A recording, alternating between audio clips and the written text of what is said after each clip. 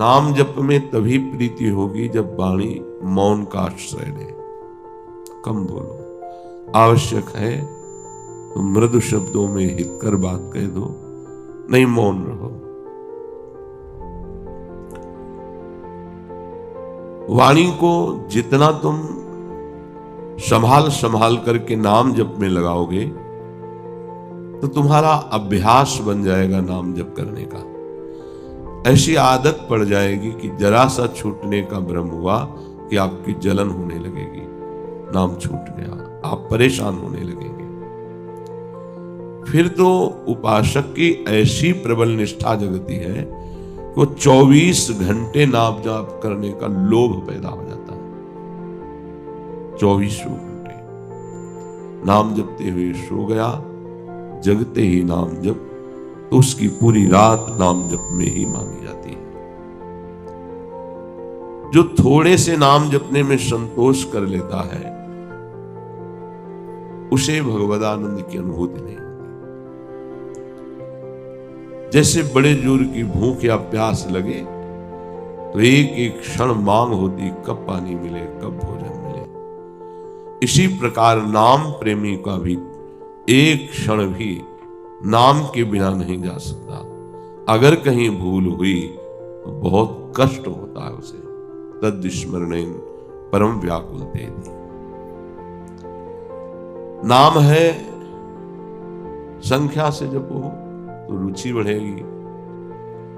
अगर आपका अभ्यास बिना माला, बिना किसी बाहरी प्रयास के अंदर निरंतर चलने का अभ्यास है तो इसमें संख्या जोड़ने की आवश्यकता नहीं। किसी ने प्रश्न किया था कि अगर बिना संख्या के नाम जप करते हैं तो उसका फल मिलेगा कि नहीं मिलेगा।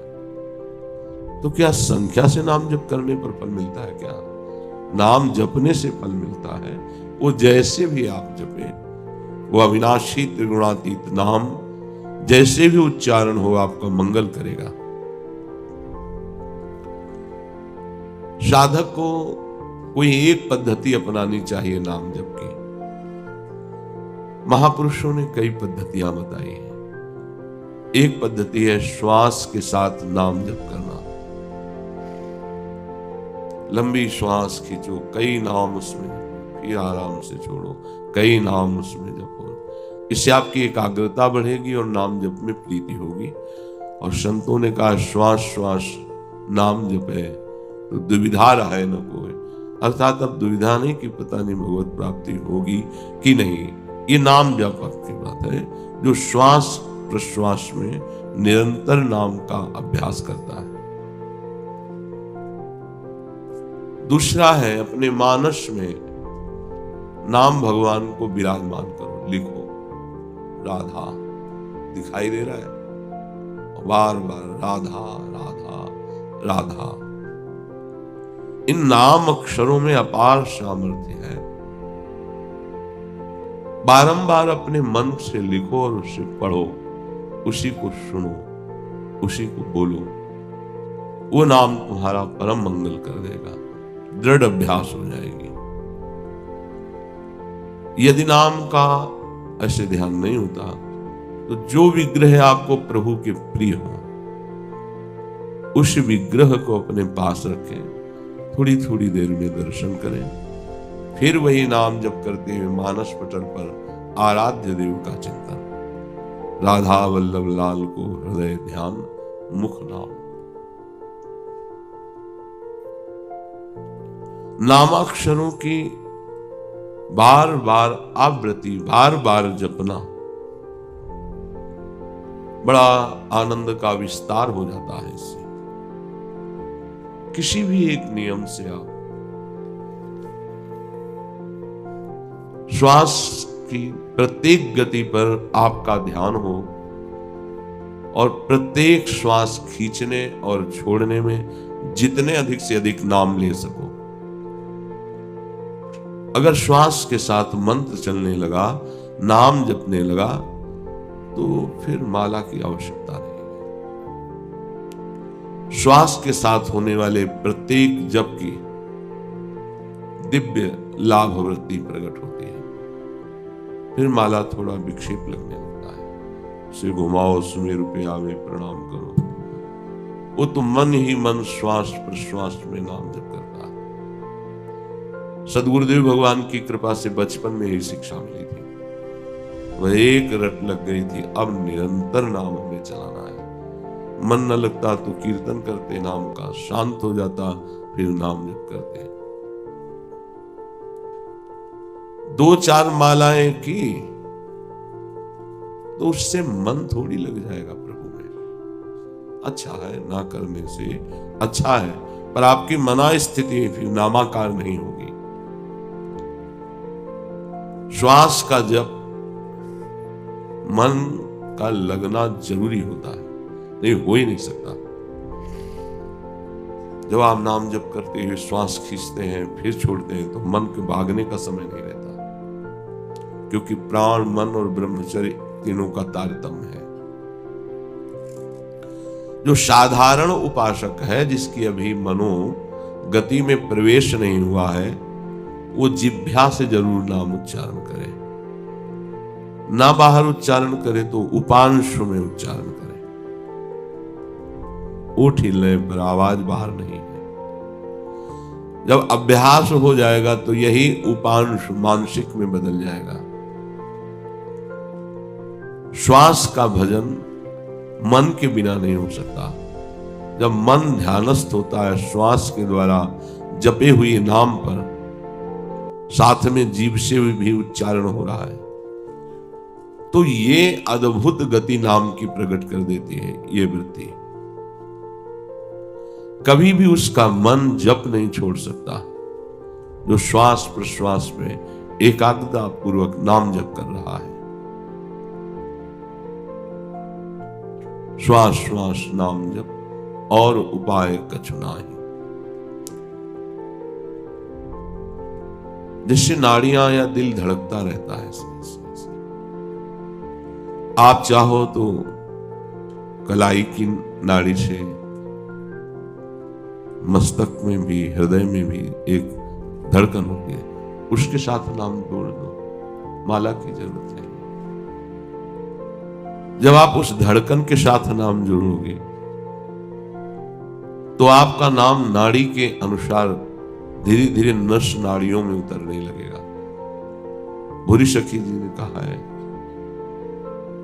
रोम रोम जब रग रग बोले, तब कछु स्वाद नाम को पावे। इसमें भी बहुत निरीक्षण की आवश्यकता है कि एक भी धड़कन खाली न जाए, नाम के साथ चले। जीव से उच्चारण और एकाग्रता धड़कन में ऐसे ऐसे होती रहती है। राधा वल्लभ से, राधा वल्लभ से। फिर एक बहुत महान नाम जप की पद्धति है कि आंखें मूंद करके पूरे नाम को सामने देखना, लिखा हुआ नाम बार बार उसे पढ़ रहे हैं, सुन रहे हैं। यदि ऐसी स्थिति नहीं तो बार बार लिख रहे हैं, देख रहे हैं, सुन रहे हैं। अपने सामने आकाश की तरफ देखकर नाम लिखो या अपने मस्तक पर लिखो या अपने हृदय पे लिखो। मन को पढ़ाओ जरूर, बिना पढ़े आगे न बढ़ने पावे।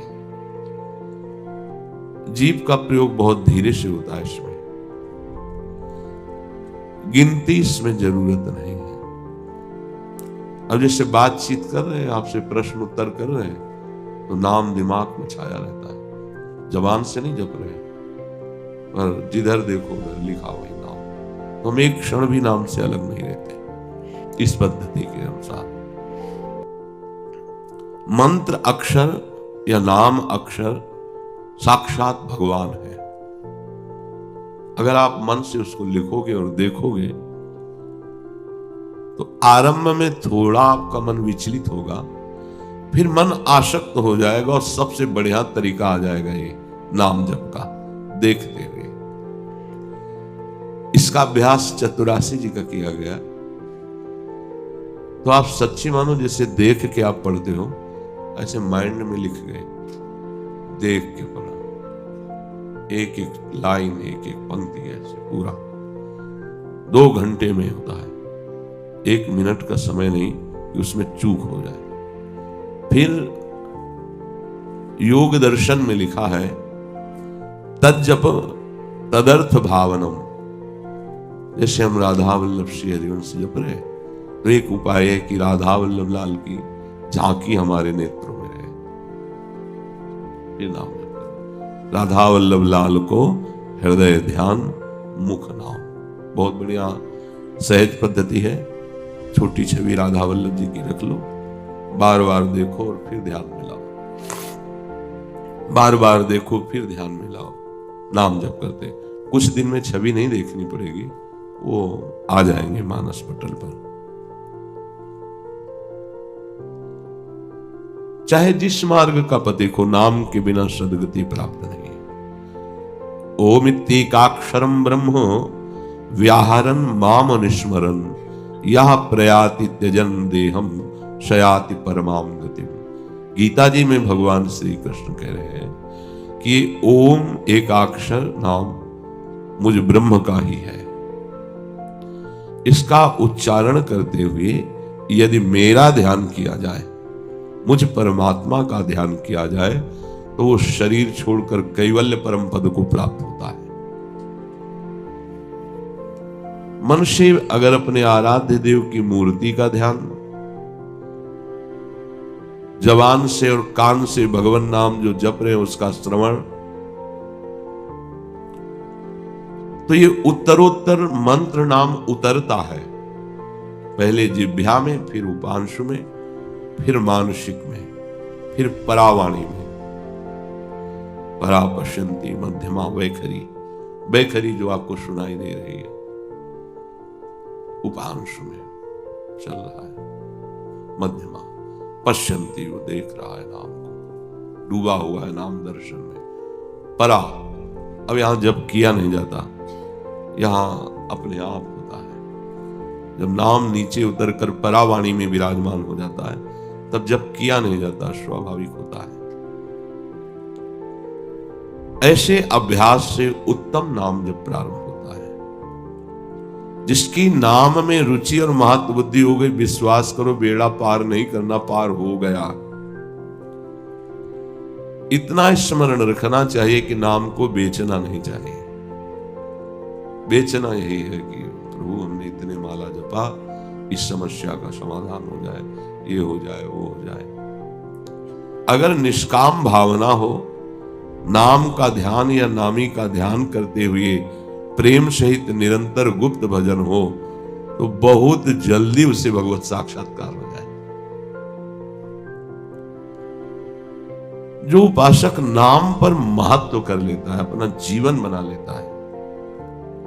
श्री गोस्वामी तुलसीदास जी महाराज ने एक पद में कहा, नाहिन आवत आन भरोसो, नाहिन आवत आन भरोसो, यह कलिकाल सकल साधन तरु, है श्रम फलनी भरोसो,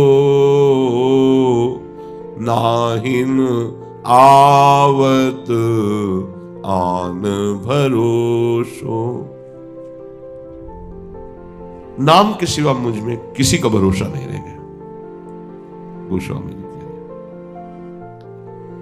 किसी साधन का भरोसा, किसी सिद्धि का भरोसा सब नहीं रह गया।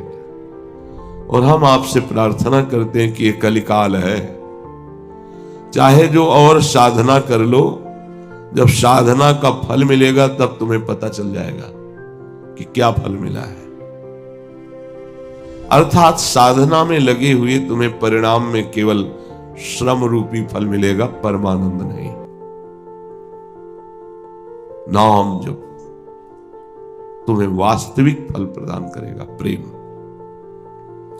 तप तीरथ उपवास दान मख, जेहि जो रुचय करो सो, पाए ही पे जानिबो कर्म फल, भरी भरी वेद परोशो,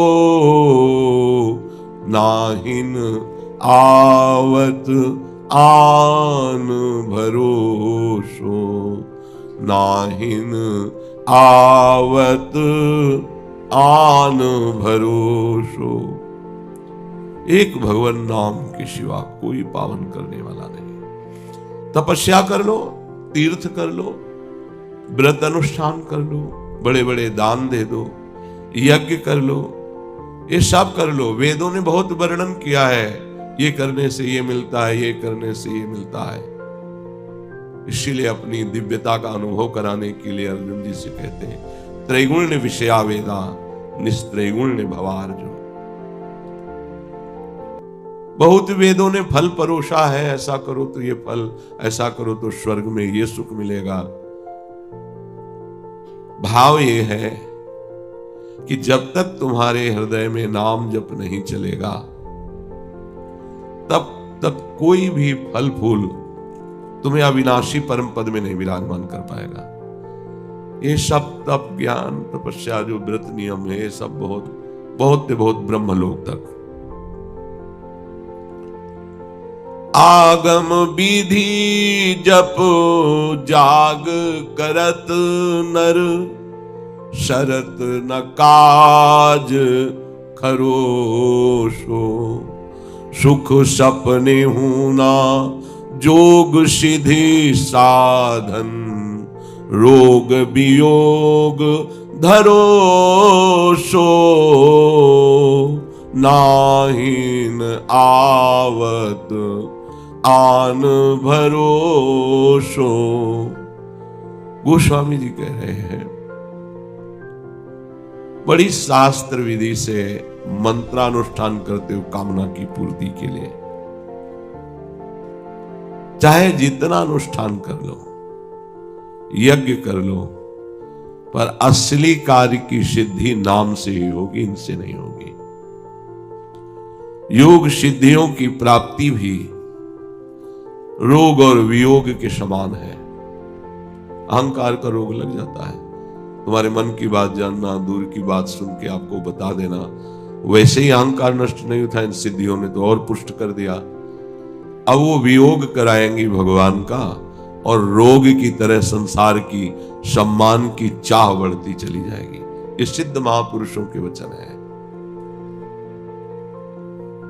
जो केवल सिद्धियों की चाहत के लिए अनुष्ठान और ये सब कार्य करता है, तो उसको समझना चाहिए क्या शरीर तुम्हारा मरेगा? नहीं मरेगा, तो सिद्धियां खत्म हो जाएंगी। ये तुम्हारी यात्रा में थोड़ी साथ देंगी, यहीं तक है। पत्थर में प्रवेश कर जाना, आकाश में उड़ना, एक ही समय कई जगह उपस्थित हो जाना, दूर की बात श्रवण करना, मन की बात जान लेना। तो क्या मिला तुम्हें सिद्धियों का फल? क्या तुम्हारा प्रयोजन बना भगवत प्राप्ति? नहीं, उससे तो बिछो हो गया। रिद्धि सिद्धि पेरे बहु भाई, बुद्धि लोभ दिखावे आई, होई जो चतुर जो शयाना, तो तीन तन चितय न अनहित जाने। इनसे आपका मंगल हो जाएगा। भगवत प्राप्ति बाधक ये सिद्धियां हैं। पुराणों में भी सिद्धांत वर्णन है अलग अलग भगवत प्राप्ति का। मेरे गुरुदेव भगवान ने मुझ पर बहुत दया की और मुझे बता दिया कि एकमात्र उपाय है राम राम राम। ये बात समझनी, इसी से सब हो जाएगा। ये उत्तम उपाय मुझे जब मिला तो मेरे सामने ऐसा मार्ग खुल गया जैसे राजमार्ग, जीटी रोड। कोई गड्ढा नहीं, कोई परेशानी नहीं, आंख मूंद के दौड़ो। अर्थात भगवत प्राप्ति का राजमार्ग है ये नाम जप। सीधे अपने राजमार्ग पर चलो।